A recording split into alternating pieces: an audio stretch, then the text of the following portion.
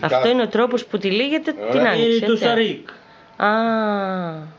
Αυτό είναι από το Μάρτιο μετά. Μέχρι πότε? Και το καλοκαίρι, έτσι. 3 εποχές του χρόνου είναι.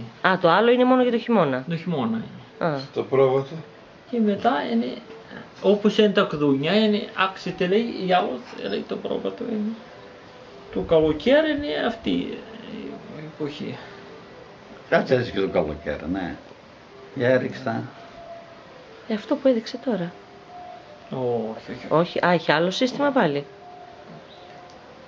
Καλοκαίρι είναι το.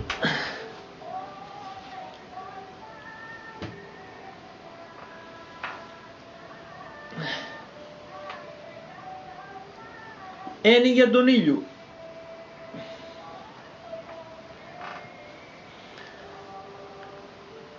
Ρε Μπάμπη, εδώ μας έχεις δείξει 3 τεχνικές τώρα.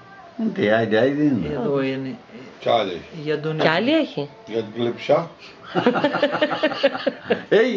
Αυτό δεν το ξέρουμε. Για την κλεψιά είναι τον κλέφ. Για αυτό το. Αυτό μου αρέσει Το περισσότερο. καλοκαίρι. Τότε είναι το καλοκαίρι. Για να μην είναι Για πολύ το σφιχτό στο θέαμα. κεφάλι.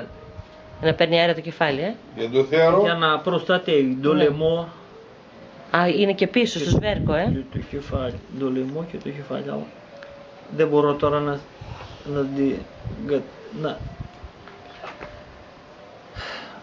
να πιάνει όλο. Μικρή καμπανιά τότε που έχω, τη ψάρι. Τότε η δικιάς είναι λίγο με χτυπά και δεν θέλουν κρόσια. Γιατί εγώ με τα κρόσια δεν τα έχω καλά. Οι παλιές υγριές, η μάνα μου και τέτοια βάζανε τα κρόσια. Ορίστε. Πάει τα μάτια, προστατεύει τα μάτια, ορίστε.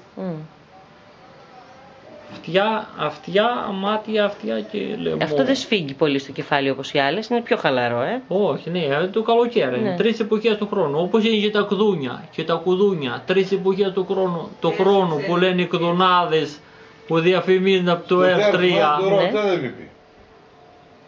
Αυτά δεν στέκουν. Θα σου δείξω εγώ 3 εποχές του χρόνου, 3 κουδούνια που θα σου δείξω εγώ. Άμα είσαι δημοσιογράφος να τα δείξεις. Την επόμενη φορά. Άιντε. Ζούφσε τα να τελειώσουμε.